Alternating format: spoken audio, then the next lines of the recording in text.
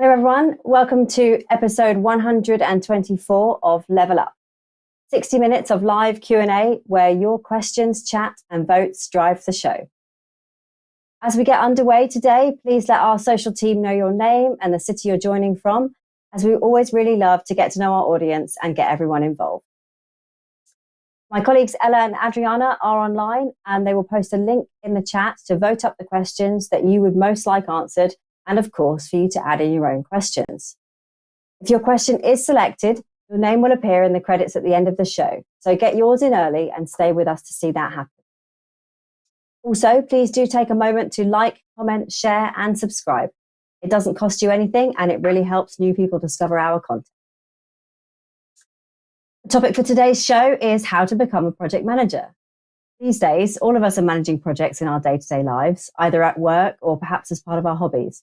And the skills and competencies that are part of the discipline of project management are brilliant additions to most roles. Whether you aspire to develop a career in project management or you want to understand how to improve the way you run the initiatives you're working on in your current role. Today's panel have a wealth of experience in not only running projects themselves, but also teaching people how to become project managers. Please do take advantage of having this expertise available to you and send in your questions.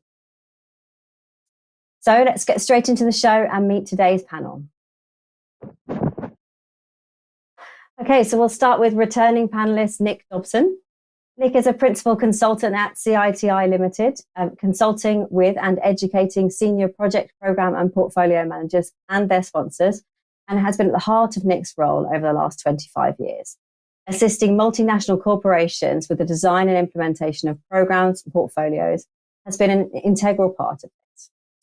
Latterly, Nick's interest in improving Moscow prioritization as a way of modeling corporate portfolios has led to the work on the efficient frontier as a mechanism to determine the optimum portfolio. Welcome back, Nick. Thank you very much indeed, Ellie. I must say I'm really looking forward to this particular topic. It's a long time coming for me, but it's a really interesting question. So thank you for the opportunity. Well, it's great to have you with us. Okay, so joining us again for another episode is Julian Solomon. Julian is the Director of Training in Project Management for Thought Nation, providing training in Agile Project Management and Praxis Framework certifications. Julian is a PM generalist who has worked in many different industries, from utilities to mining to local government to large IT service delivery corporates. In the last 5 years, Julian has been focusing on certification training for project management practitioners, from fundamentals to mid-level to senior project management professionals. Welcome back, Julian. Thanks, Ellie. It's nice to be back. It looks like it's going to be a really exciting show and lovely panelists to be with. So, hi, guys. Thanks, Julian. Okay, our next panel member is Luca Gambetti. Over the last 20 plus years, spent in many roles in information technology, Luca decided to start his own company named Italia, whose purpose is to have a positive impact on Italian organizations by training and coaching their leaders. Luca works as a trainer and coach himself. He is the only Italian coach for the Getting Things Done methodology and is one of the few accredited trainers in Italy for the Business Relationship Management certification. Thank you for joining us, Luca. Thank you, Ellie. I'm very happy to be here. The theme for today is really fascinating. Can't wait to start talking with everyone here. Thanks, Luca. Okay, so then completing today's panel is Chris Bevan. Chris is the executive chairman of a leading project management training and consultancy company. He has over 30 years experience in designing and leading major transformation and change programs with multinational corporations in the UK, US and Europe. And Chris's proudest achievement, which I love, alongside his wife, is supporting his 2 daughters and watching them mature into resilient and principled women. Hi, Chris. Hi, thanks for that introduction. I forgot I put that down as my major achievement, but it'll haunt me. I'm really, thanks for having me back. I'm looking forward to a really interesting discussion today. Thanks, Chris. So our question master for today is Stephan Brendel. Stephan joins us from the Netherlands. Hi, Stephan. Hi, Ellie. Thanks for being here. May we have our first question for the panel, please? Oh, we sure can. The first question, I really like this one, is can I really learn project management, or isn't it all about applying common sense in the end? Okay, great question. Thank you very much. So we'll go Nick, Luca, and then Chris on that one, please. Lisa, thanks very much for the question. I've a lot of sympathy with the end of your question. Isn't it all about common sense? And of course, a lot of effective project management, and indeed all forms of management, really is about the application of sense and common sense. But I don't think the two parts of the question are mutually exclusive. Of course, we can learn things about project management. Like any other profession or vocation, it's a multifaceted role, covering human resources, physical resources, processes, risks issues, a very broad palette of subjects. And of course, we can always further our learning in any one of those subjects or a combination of them as we move forward. Experience proves to be vital in the end to effective project management. So I think it's a combination of two rather than finding them mutually exclusive, Lisa. Yeah, thanks for that, Nick. Super helpful. Luca, your thoughts, please. Yes, adding to what Nick said, I have to say that yes, in some way, the concept of project is a fundamental it's a fundamental concept for every human being. I mean, every one of us knows that I'm here now. I want to be different tomorrow. This is basically a project. So yes, every day we are living in a project. Our life is a project. So it is common sense, but we can learn from the people who managed projects in the last, let's say, 2000 years or more. So yes, it is common sense, and yes, there is a lot to learn. Thank you, Luca. Chris, your thoughts on this one, please. Yeah, of course, you can learn project management like any profession. And as Nick said, project management is a profession. It's not a hobby. And there are certain techniques, there are certain tools that one can learn and then learn to apply and add the experience. And of course, add, as with everything, a good dose of common sense. A bit like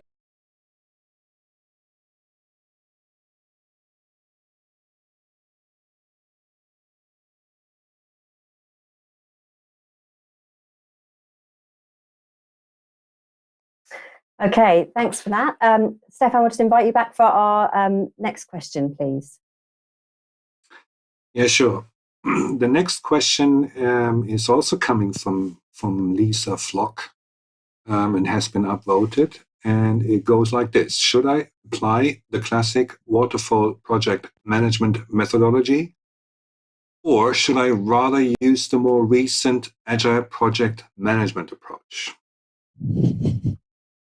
Okay, guys. So Waterfall Project Management or a more recent Agile Project Management. With Julian and Nick and Chris, please, on that one. Thank you, Ellie, and thank you, Lisa. I think it really depends on the environment that you're in. You need to choose the right approach. There are contexts that need a more waterfall or sequential approach where the scope is well defined and you're able to manage it in that manner, or where the scope is more flexible and possibly could change. Then we would use a more agile approach. So it really depends on the environment that you're working in to determine which one is more appropriate. Yeah, absolutely right, for sure. Nick, your thoughts on this one, please.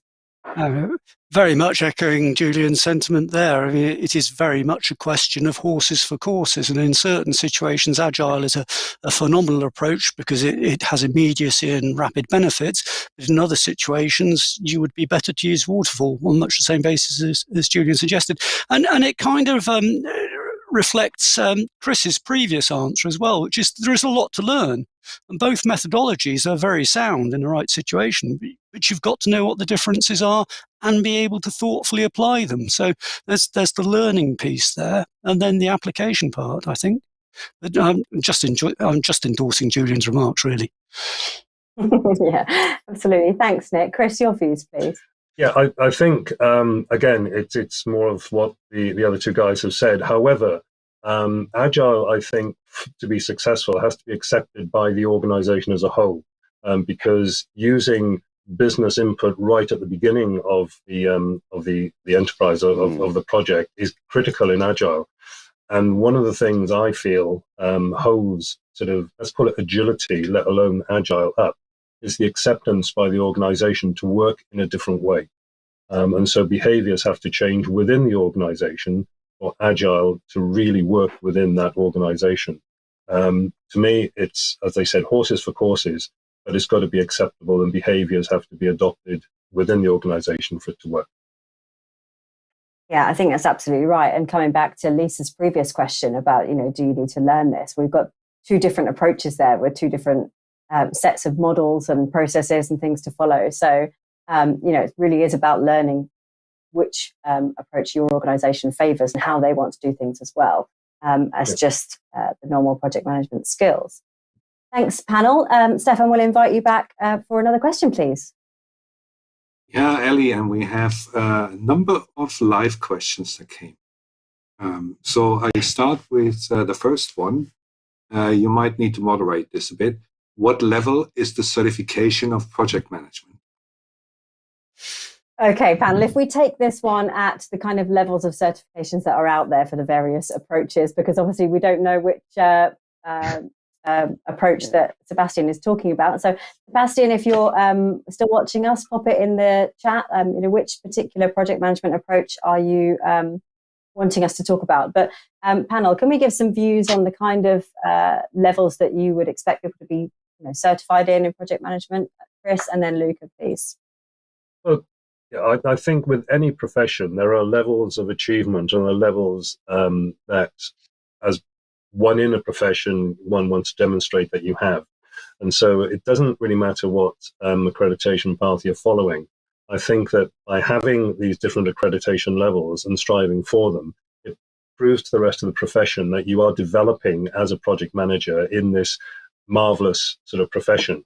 And so if you take the APM route, then there are sort of 4 stages to get to chartership. And, accountants go through different sort of levels to get to their chartered position. Medical doctors go through certain stages to get to their recognized position. So I think it's a development path with sort of rungs on the way that demonstrate to your colleagues, where you sit within the profession and what experience you have. I think it's a very important thing to do. Yeah, superb answer. Thanks very much for that, Chris. Luca, your thoughts, please. Yes, I would like to add that usually we see different approaches from different certifications, but in general terms, we can say that we can have different levels based on the level of understanding.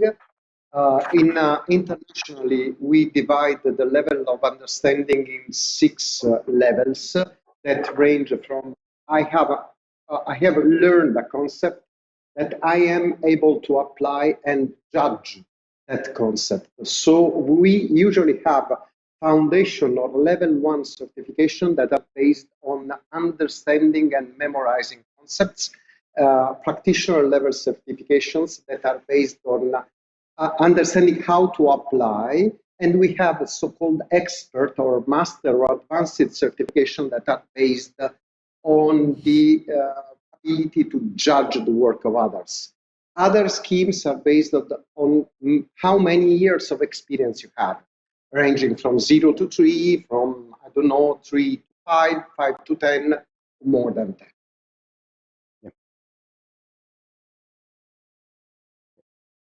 Can be found if you look on the particular method that you're looking at, Sebastian. There will be details of the kind of experience they expect you to have. Julian, your thoughts, please. Yeah, I'd like to echo Chris and Luca again, but a lot of the certifications that are out there provide that entry-level certification, that sort of mid-level certification, and then the advanced as well. And it really depends on where you're entering into your project management career. Are you working in an environment where you're exposed to a lot of project management, and so you're able to apply a lot of the practices quite easily and then just learn some of the skills and techniques and competencies? Or are you coming in sort of raw out of the uni and you're trying to get into project management because you think it's actually sort of suits your personality, as it were, and then you would obviously come in at a different level. So it's really depends. You might be transitioning from another role in the organization as well, from an analyst into a project management role, or etc., or from management into project management, which is obviously brilliant because project managers are the most important people in any company anyway. Not that you're biased or anything, Julian. Okay, No, Sebastian, I hope that answered your question. If you want to talk about a specific methodology, pop it in the chat and the team will pick it up. Stephan, next question, please. There's another live question, which is coming from Diane. In the changing project management landscape with public-private partnerships and multinational projects, how do we become an effective project manager? Okay, panel, how do we become an effective project manager? We'll go Nick and then Julian, please. Thank you very much. How do I become an effective project manager is a cracking good question, because once you've got into the game, you understand what range of capabilities there is out there. And what we tend to do is we assess people against 4 criteria, the CASE model. That is, what knowledge people have is the K of CASE. And you can obviously pick up knowledge through academic learning books and so on. And it is a necessary prerequisite to be an effective project manager that you carry the sorts of knowledge that Chris has mentioned of life cycles, processes, and so forth. The second one is attitude. And you have to have a positivistic attitude, an outcome orientation, and there are hallmarks of the attitude of a project manager that make them more or less effective. The third factor is skill, how you combine the attitude with the knowledge to produce excellent performance. And finally, the final component of capability and being an effective project manager is experience. And clearly we will gain experience one day at a time, but you can accelerate that process if you wish to. So I think what you need to do in terms of addressing becoming an effective project manager is think which of those 4 aspects of your performance would yield the better results if you were to focus your development on those, and concentrate on a simple model like that. I hope that's of some help, Diane. I'm sure that's of lots of help, Nick. Thank you. Okay, Julian, your thoughts, please, and then we'll go to Chris. Yeah. Well, actually, in this environment, Diane, why are you not on the panel? You're usually so excellent on these panels anyway.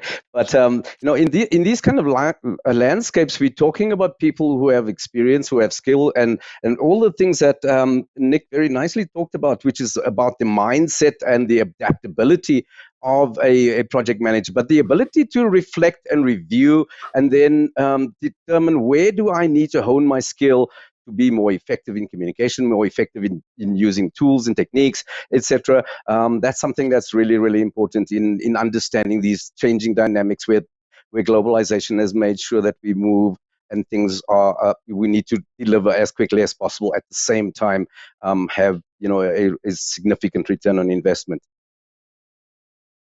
Yeah, thanks, Julian. That's great. Chris, your thoughts on this one, please. Yeah, I just wanted to add to what Julian and Nick said, which is all absolutely true. It's just application. It's just do it. And through that, applying those techniques, applying those that knowledge that you gain, not just in the classroom, but from working with other people, is just invaluable. Become more and more effective and learning from what you're applying. Yeah, super advice there. Thanks, guys. Okay, Stephan, please, may we have another question? Sure, we can. There is another one, another live question, which is again from Sebastian. And it's about, can we access finance in order to pay our certification in case we don't have the funds? Okay, Sebastian, that's an interesting question. I think, Chris, we'll come to you in a second, but I think just to give you a little bit of insight, Sebastian, there are various funds available depending on what industry you work in and what job that you do. Perhaps connecting with us afterwards to have an individual conversation about what it is that you're trying to achieve would be a good solution for you, so we can help you with the right approach and maybe if there's any funding access. But Chris, I'll hand over to you for your thoughts on this one. Yeah, this is specific to not just the UK, but to England and Wales. There is the apprenticeship sort of route into project management, and there is a levy which companies over a certain size, can apply for their apprentices or for their learners to go on an apprenticeship. We at Probec provide a 13-month sort of apprenticeship for for that sort of associate project management stage, which is an entry level. Yeah, thanks, Chris. Great advice. Do reach out to us, though, Sebastian. We'd be happy to have a chat to you about what you're trying to achieve and the best way for you to achieve it. Stephan, please may we have another question? Sure, we can. There's another question from Lisa. Which project management certifications would you recommend for someone who needs to evidence their project management skills, e.g. when applying for a new job or a tender? Okay, we'll go Julian and then Nick on this one, please, and then Luca. Yeah, Lisa, a lot of it depends on where in the world you are, because there's certain biases to certain of the certifications as well. If you're in the US or areas that the US tend to have a lot of influence in, the CAPM and PMP certifications are the ones that they tend to drive and tend to prefer. And you'll find that from the interviewers or recruiters, those are the certifications they're looking for. If you're obviously in the UK and other areas that work through APM and APMG, etc., you'll find the Prince 2s and the. But I think the one that I'd like to push today is Praxis Framework, obviously, which is probably one of the better frameworks right now in terms of understanding project, program, and portfolio environments and the agility that comes from that. And I think that's probably one of the better ones in my opinion. Thanks, Julian. That's really great advice. Nick, your thoughts, please? Lisa, some of the answer to this question goes back to the earlier question about how do you become effective, because the interesting aspect of your question is how do you evidence skill? Now, a lot of development and training courses are essentially about knowledge acquisition. So methodologies are a good example.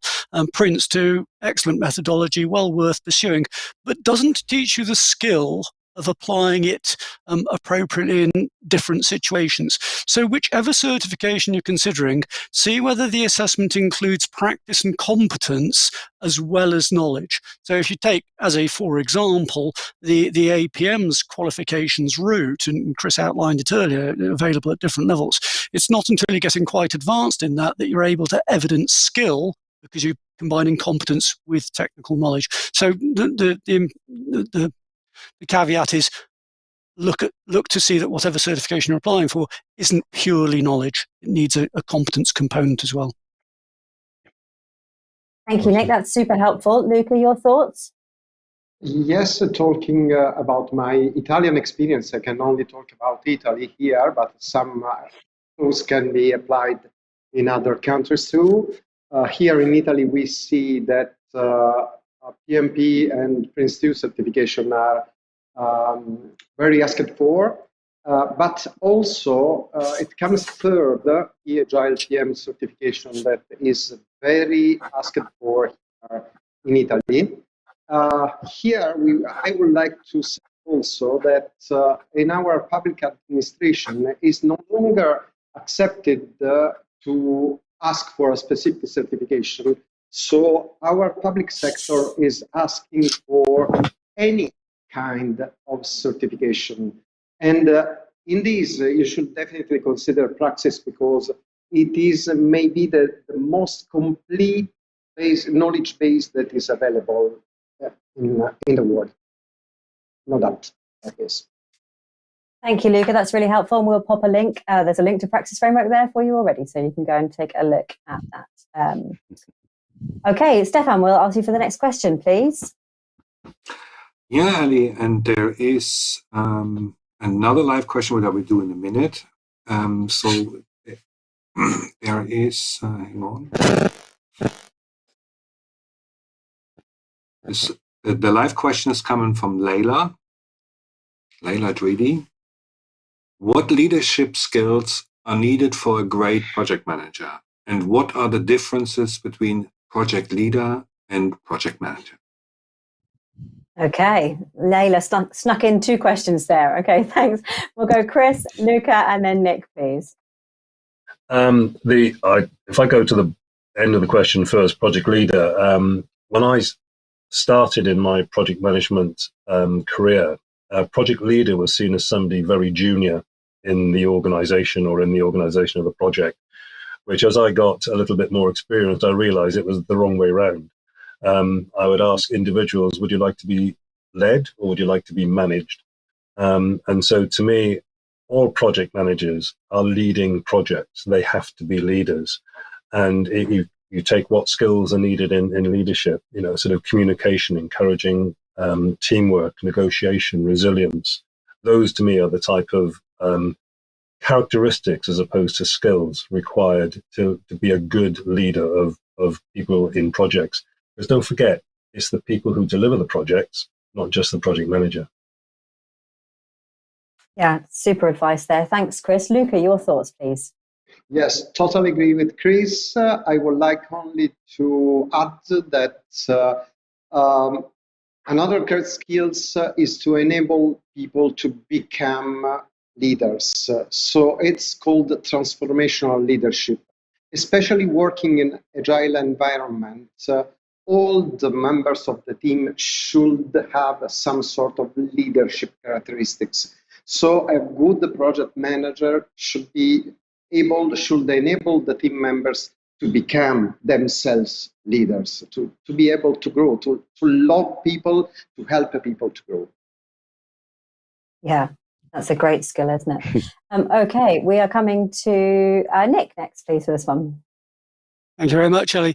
Again, you find yourself in third position, echoing the sentiments of the people who've predeceased you in this debate. There's two things I think it's worth just noting, in addition to what's already been correctly said, which is there's a body of work on situational leadership, and it is clear that different forms of leadership are required in different situations, and each project is a different situation. So it's probably as well to look a bit into the situational leadership bodies of knowledge and plot what is the appropriate style of leadership for a given project or situation.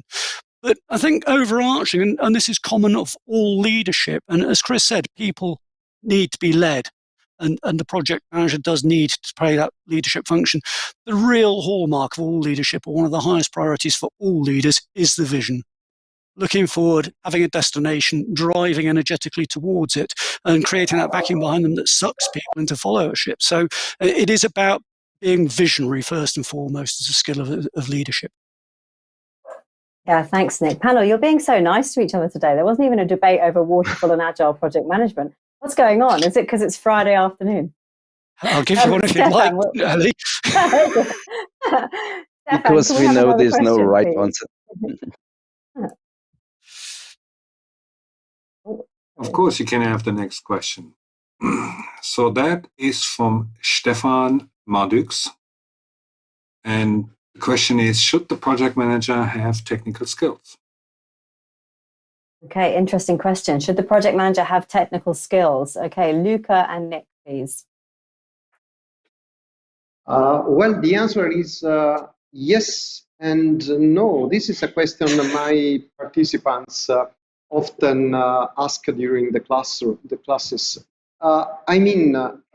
Having leadership skills, having communication skills, having planning skills, having influencing, negotiating skills is paramount, is so much important.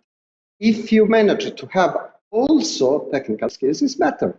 But it's very difficult on a complex project that you could have all the technical skills needed.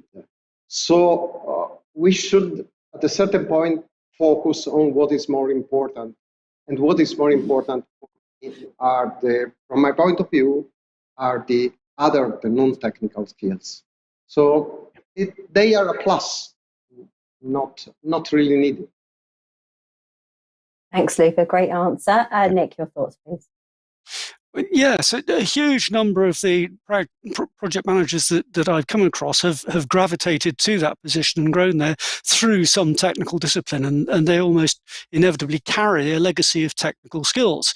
But the interesting observation is that the deeper you get into the profession and the more advanced you become as a practitioner, the less relevant the technical skills are to you, because you're talking much more about politics and change and stakeholder engagement and team motivation and leadership, and less about the the technical domain of the product set that's being built.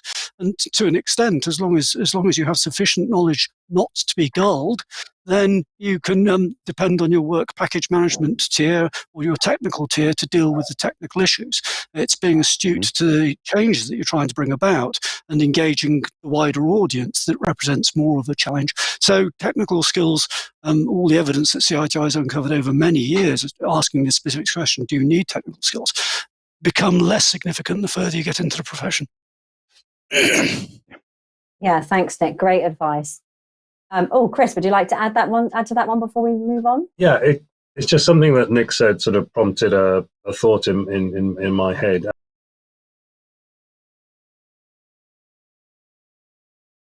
Oh, have we lost Chris? Oh no, we'll never know what the thought that was prompted by Nick was. I'm sure that he'll rejoin. Stephan, for now, can we move on to the next question and we'll check in on Chris in a second? Yes, sure. I'm back. This is a question from Alessandra. What role does the project manager play in Agile? Does it correspond to the Scrum Master? Okay, thank you for that question. Stephan, panel, the role of the project manager in Agile. Luca, your thoughts, please, and then Julian. Oh, yes, not exactly, because the Scrum Master is a role that is defined in the Scrum framework. The Scrum framework is basically used to develop products. So it's more likely that you will find the Scrum Master roles at team level, not at project management level. So you could have Scrum Masters managing Scrum teams at the delivery level, and you can have a project manager coordinating the different work packages that can be managed using Scrum or using other frameworks. So it is not the same, usually. Could be the same in a very small part. Yeah. Thank you, Luca. That's great. We'll have Julian, please. Yeah, and it's exactly as Luca's saying. They're focusing on different sort of stakeholder communities, where the Scrum Master works with the development teams to create products, etc., and works to effectively work within that team environment. The project manager tends to work with a larger stakeholder community, working with business, working with some of the other organizational departments, whether it be HR or finance or facilities. Working with subject matter experts or consultants, or working with vendors, etc. They tend to work with a much larger stakeholder community, and manage the whole process of the project lifecycle, as opposed to Scrum Masters working within that delivery stage of a project lifecycle. Yeah, thanks, Julian. That's great advice. Nick, your thoughts, please. I think I'm kind of simply going to amplify a little bit of what Julian said, perhaps, in the sense that if one perspective of looking at this is that the project will generate a number of outputs, and Agile is, in essence and at heart, a product development lifecycle rather than a project lifecycle, and a very effective product development lifecycle in certain technologies. And the role of the Scrum Master is to regulate the development of the product, whilst the role of the project manager is to achieve acceptance of the project and its complete panoply of outputs by the organization to achieve change, which means, as Julian suggests, it's a perspective thing. The project manager is looking outward from the project and gaining acceptance for the sum total of the outputs, whilst the Scrum Master is looking inward into the product development life cycle and courting the practitioners in the use of that product to help with the development, to deliver individual artifacts. So it's a perspective position that differentiates the two. Perfect. Thanks, Nick. We've just popped a link, Alessandra, for you to a webinar that happened a couple of days ago, introducing Agile Project Management for Scrum. So that might give you a bit more information, a little bit deeper into that for you. Stephan, please, can we have our next question? Sure, we can, Ellie. Question from Daniela. What path would you recommend for a new graduate approaching project management? Okay, what path would you recommend? Julian and Nick, please. Yeah, one of the good things coming out of being a graduate is you've already learned skills of being able to collect information, analyze information. So having those analytical skills and decisiveness, etc., you're going to be building on a number of other skills. One of the easiest routes in is obviously to find someone, find environments where you are able to go and practice. I think Clive mentioned that, go and do the work. Chris, said go and do the work, go and do the work, and do the work. So that's what we do. Get into an environment where you can go and start engaging in project management activities and processes, and then find people who can be either a role model or a mentor who would be able to then help facilitate that growth for you as well. Perfect. Thanks, Julian. Nick, your thoughts, please? Well, I was going to say, refer to Chris's earlier answer, that it's just go out and apply yourself to doing it. Just do it. Practice is what gets you there. But Julian beat me to it, so nothing to add. He's right. Perfect. Well, that's absolutely fine. We're all agreeing with each other nicely. Luca, did you want to add something to this one, please? Yes. I will recommend to get the basic concept somewhere. And for example, the Praxis Framework website is a great resource already mentioned.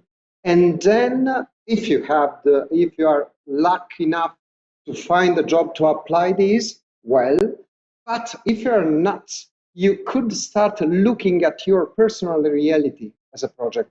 And you can start imagining applying this concept and practicing applying this concept to everything you do. You can look at everything you do in your work, in your personal life as a project, and try to simulate and to apply these concepts. Yeah, Luca, that's a great way of getting experience without necessarily being on the job, isn't it? Chris, I think you wanted to add something to this one for a full panel answer for Daniela. Yeah, just a practical observation, really. If what Julian was saying about being a graduate, you have that sort of practice of gathering information and analyzing it and presenting it. If you can get a role in a PMO, which in a company PMO at the center of all the project activity, and get an overview of what's happening in different projects across an organization, if you have that opportunity, I'd grasp it with both hands just to get into the project profession. Yeah, that's great advice as well. Thanks, Chris. Okay, Stephan, on to our next question, please. And our next question is another live question. It comes from Claudia. Could you contrast project manager and program manager? How different are they? Now, panel, I'm hoping this one is where we might have a few different views from you. I'm sure you've only got your personal views. Luca, we'll go to you first. I will bring forward a different point of view. I mean, program management and project management are not so different. I mean, if you look at a big program, let's say a space program, and a small project, let's say a small development or small piece of software, it's quite evident that are two different things. So you can imagine that this is always true, but it's not always true. There are a lot of situations in which project management and program management merge together. So really, I'm starting to look at this as a single approach for building something new, building new realities, big realities, small realities, and realities that are in the middle. So no, I cannot contrast project management and program management. Okay, thanks, Luca. Yes, please. So Luca's view is on a level of complexity. Nick, what's your view on this project and program management? As though you invited us to contradict one another, I'm going to say that whilst I roundly agree with Luca that there are many interchangeable management skills that both roles do have to apply. Yeah. Personnel management, budgetary management, risk and issue management, I mean, they're all overlapping skills. There is a fundamental difference in focus, and it is driven by complexity. The reason that we set up a management construct called a project is we're not certain of many things, but we know exactly where we want to get to, either in functional or output terms, and we have reasonable confidence in the business case that supports that. If we deliver this set of outputs to get to that point, then we get a win. And having that certainty and being able to bound something by constraints and then make a dash for the line is the fundamental outlook of a project manager. Let's get as stable a scope as it's possible to get, a definition of the problem we're addressing, the rewards of having addressed it, and dash for the line within the constraints. Programs are set up specifically because you can't play those rules. Programs are transformational change, strategic in nature, and therefore look to a longer and more complex future, and you can't state what the end position will be precisely. You can simply illuminate a vision.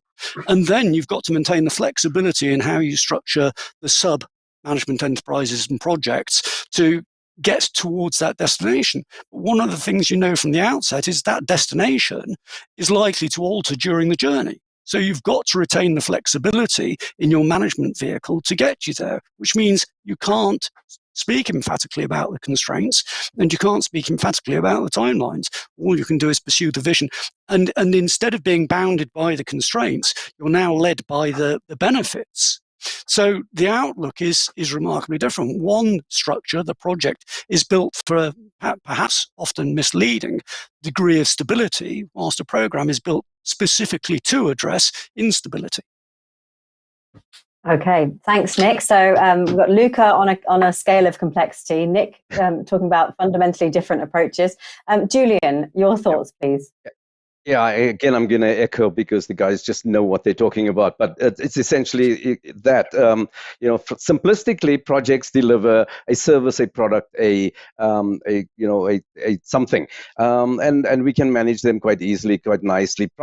Programs, however, tend to be a collection of products sometimes who tend to where the outputs are more the benefits that we are trying to achieve, which Nick correctly said. So it's not just the return on investment that each of the products or services will provide you, but the benefits for the organization. And it tends to be moving closer and closer to the organization's strategic objective as well. Thanks, Julian. Chris, close us off on this question, please. Yeah, I'm not going to disagree with anything that's been said. However, what I would say, the key difference is that, as Nick pointed out, you are learning as you're going along, because the level of complexity and the time it takes to deliver whatever the vision is of the program is usually longer than a project.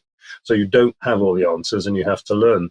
But the biggest challenge to major complex programs are the understanding from the sponsors and the stakeholders of what their role is they play in the learning, and being prepared for those learnings and not having all the answers at all the program reviews and program boards and what have you.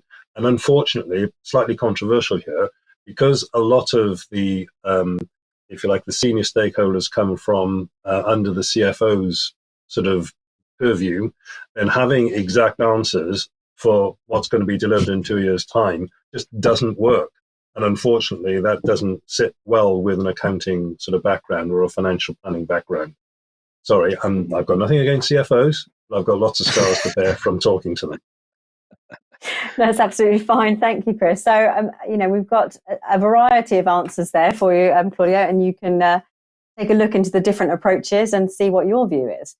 Stephan, can we invite you back for another question, please? Yes, Ellie. This is a question coming from Pat. As a new project manager, is it necessary to have specific change management qualifications, or will another person fill the change manager role on a project? Okay, Chris, we'll go to you first on that one, please, and then Luca. Yeah. Most of my work over the last sort of 15 years has been in big sort of transformation and change programs. What I'd say is that the project manager, the program manager, the leader. Oh no, we lost Chris again. Okay, well, Luca, we'll come to you and hopefully come back to Chris in a minute if you can rejoin. Okay, the short answer is no and no. Change, from my point of view, change management is a discipline that is wider and bigger than project management, that includes project management. The traditional project management means take under control scope, cost, and time. The change management means take also under control the human perspective, So from my point of view, it is not needed to have another person filling the role. It is not needed to have more qualification. It is needed to be able to influence people. That was what we said before, talking about leadership. So this is what I want to say. Okay, perfect. Thanks, Nick. Chris, you're back with us. So carry on your answer to Pat's question, please. No, you're not back with us at all. All right. Okay, Nick, we'll come to you on this one, please. This is a regular thorny issue, the actual change management component. And I think I echo much of what Luca said. I mean, as a project manager, a lot of people, I mean, we're taught as basic project managers that the job is about delivering a scope, a set of outputs. And once you've done that, that's the job done. But that's really a slight artifice, because in truth, the only reason that the company wants those outputs is to enable some change behavior, some alteration in behavior. And that's the change management that we're talking about here. That change has to happen for the organization to receive the benefits. The outputs are only ever the enabler. The real purpose, as far as the business is concerned, the benefits that accrue from the change those outputs are there to enable. Now, you have a question to face your conscience with, which is, how far am I culpable for the benefits? Can I just say, my job is to deliver the deliverables, I've done that, caveat emptor? Or have you got to say, my job is to ensure that those deliverables get used? And this is where Agile is a good approach, because it actually embraces the change agents, the people who are going to have altered behaviors and developing the products. And so I think you don't have to have a certification or a specific qualification, but I do think you have a duty of care to your sponsor and your organization to ensure that the change is enacted. Brilliant. Thanks, Nick. Chris, we'll come back to you one more time and see if we can hear from you now. Thanks. Sorry about that. I just endorse what Nick has said, and I did hear sort of the other comments as well. But for a project or program manager, have an awareness of It's just not destined to be today, is it, for Chris and this question? We'll move on. Hopefully, Chris will be able to rejoin us. Stephan, can we have another question, please? Yeah, how about having a question from Chris? If we don't get the answer. So there's a question from Chris Bevan saying, what personal characteristics do good project managers possess? Okay, great. Personal characteristics of a project manager. Julian and Nick, please. Right. The most important, being able to handle stress.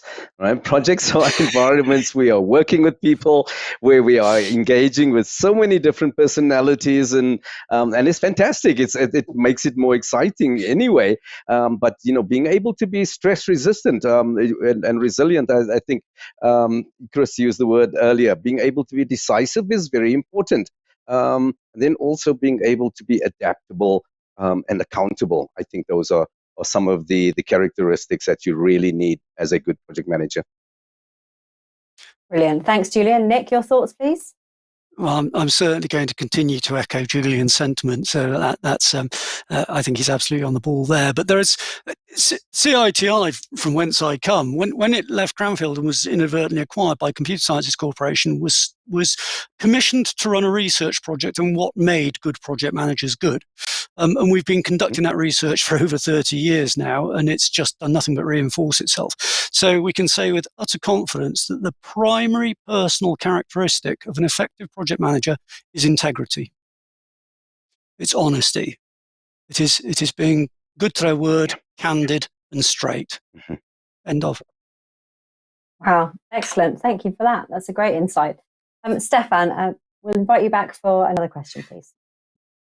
We have another live question, which is coming from Marta. How to gain knowledge besides certification trainings? Do you recommend any books or other ways? Okay, Nick, we'll go to you first then, please. And the others may jump in after that.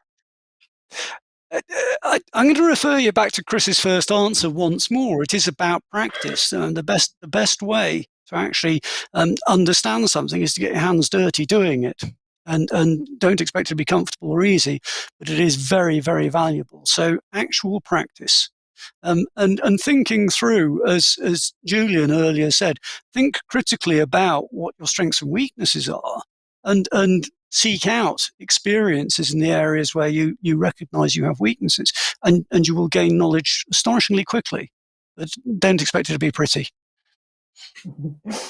Yeah, thanks for that, Nick. I would just say, Marta, as well, obviously things like today's show are hugely helpful for people to gain knowledge. So keep an eye on the Level Up schedule, subscribe to the show. We will no doubt be covering the topic of project management and related topics again shortly. Okay, Stephan, another question from you, please. Yeah, the next question is from Chris again. There are a vast number of project management courses out there. It is confusing to know where to start. What would the panel suggest? Okay, great. How do people decide where to start with their project management courses? Chris, can we have a view from you? You asked the question. Do you have a thought on how people would get started? Yeah, it was more of a sort of a cheeky question, really, because at Probec, we have over 32 different courses that we provide. And so it was just trying to sort of provide a route through the trees to see to see a way out. I do think that before one starts to look at certification, you have to, as Nick said, get your hands dirty, and actually get in there and start to work with projects, delivering in a project, and then starting to understand where you want to go with this profession. And to me, assessing where you are against a standard to know how far, what the steps are to go, to me would always be the first step. So rather than do that theoretically right at the beginning before you've got any experience at all, go and get some experience. As I said earlier on, you might sort of go through a PMO, you might be working sort of in a particular project, then find an assessment. And there are assessments out there. And sorry, I'm not going to be unabashed. We do one. And you can do it for free, a light assessment with us. And then that starts to show you what route you can take, which is the right route for you. Yeah, thanks, Chris. That's a great answer. I would also say, just, if you're an individual working in an organization, look at the approach that they're using, consider the method that they are following, and how you get those certifications. And also, it's been mentioned a couple of times, but head over to Praxis Framework, take a look at the variety of methods that are discussed on that website, praxisframework.org. Should give you a good start on, how the different approaches work together and what's best for you. Okay, Stephan, please can you join us again for what might be our last question of the day? Sure, I can. It's another question from Chris. That's I just managed a priority in terms of first come first serve, and if this has been upgraded, and it is. So I'm hearing a lot about Agile in connection with project management. Is this something I should investigate further? Okay, Nick, we'll start with you on this one, please. Yes. You should investigate Agile further. You should intimately understand its strengths, which are significant, and also its weaknesses, which are equally significant, and know when it's appropriate to apply or necessary to apply Agile approaches. Because if you can't make an informed judgment about that, you're stuck on whatever process you're following. So yeah, of course we should be cognizant of Agile, but we shouldn't be abandoning everything else for Agile. There are times when it is the wrong thing to do. Yeah, absolutely right. Okay, so we'll go to Luca next, and then Julian. Yes, answer is yes, because everything is getting virtualized.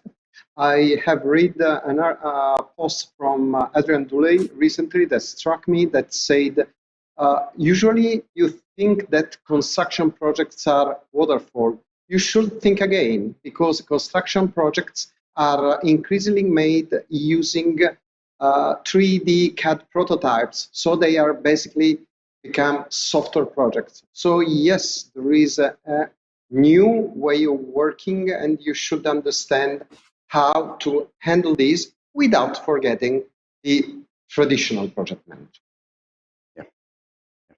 Okay, thanks, Luca. Julian, your thoughts, please? We want to echo. This is our key word here. We echo each other, and it's great. It's exactly that. I think we've seen that. More importantly, don't try and create this chasm between waterfall or traditional project management versus agile. There's so many times that they actually are becoming so much more hybrid, and organizational projects are more of a hybrid nature, and people need to just find the right approach. Do we need to understand Agile? Absolutely. The principles and the values that Agile bring helps to actually deliver very, very successful projects, which are some of the bad behavior practices that we may have, built into our traditional project world.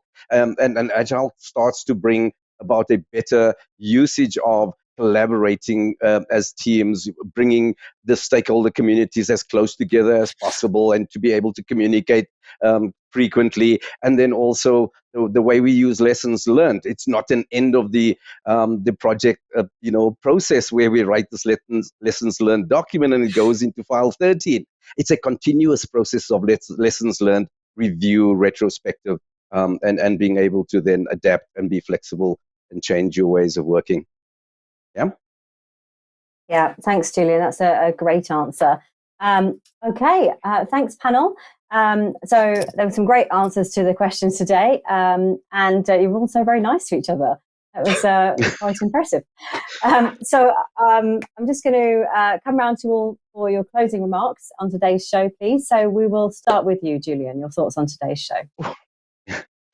I think by far the most important thing I want to invite everybody who wants to become project managers or delve into the project management world. It is the best, but try and ensure that you create the right mindset. Understand where you are, where you're trying to work, and what suits you and your progression in your career. And do you have the mindset to be able to take on a project management role? Very importantly. Yeah, thanks, Julian. Super advice there. Chris, your thoughts on today, please. I'd summarize that. I'd say project management is a fantastic profession. Projects are the way most organizations deliver either to their customers or internally. I read somewhere, and I've been trying to find the document and I can't, that there are over 2 point something million project manager roles that will be filled over the next 4 years. It's the way the world delivers. So get there, get in it and enjoy it. Yeah, excellent advice. Thanks for that, Chris. Luca, your thoughts on today's show? Yes, I think that I said before, project management is fascinating because projects are fascinating for every human being. But I think that we should look at not anymore to project management, but management of projects. That it's a subtle but important difference. That means that everyone can help managing projects, not only project managers. So it's something we are all involved. So everyone should benefit from project management techniques in order to live better altogether. Thank you, Luca. That's brilliant. Nick, your thoughts on today? What an enjoyable way to spend an hour. That's my. It's for me, it all summarizes back, and again, I'm indebted to Chris for his first answer to the first question. In essence, the route to becoming a good project manager, or becoming a project manager and then improving, is through experience and exposing yourself to a variety of experiences in as structured a way as you're able to manage. But it is about the practice, and as all my fellows on the panel have said, it is a fabulous profession. It offers such a wide spectrum of experience, and that experience in itself feeds your success. So expose yourself to it. Yeah, thanks, Nick. Stephan, will I ask you to come back and join us for your thoughts on today, please? Yeah, sure, Ellie. I think this was great. I mean, for me to jungle around the questions here, and also with the great interaction coming from live viewers, giving us live questions, because all these panelists, they don't have much time to prepare for those kind of questions. So I also appreciate that. Thank you very much. No, it was great. Yeah, absolutely right. Keep them on their toes. Thanks, panel. Some wonderful answers there. And I'd like to thank you, our audience, who are effectively our producers, for excellent questions today. Great job, and watch out for your name in the credits if your question was selected. So if you'd like to find more expert answers to audience questions, head over to our website where you can search through over 1,700 questions from previous shows. It's a comprehensive free resource connecting you with over 180 experts from around the world. And don't forget, you can also listen to the audio version of the show on your preferred podcast platform. Coming up in the next week, we have another 2 great shows. On both Monday, the 23rd and Friday, the 27th of January, the panel will be answering your questions on building a culture of collaboration. Such an important topic that we devoted 2 shows to it. Finally, don't forget to subscribe to the show, and we'll send you a personal summary of what's coming up and information about how you could join us here on the panel and level up your career with APMG. Thanks, everyone. See you on the next show.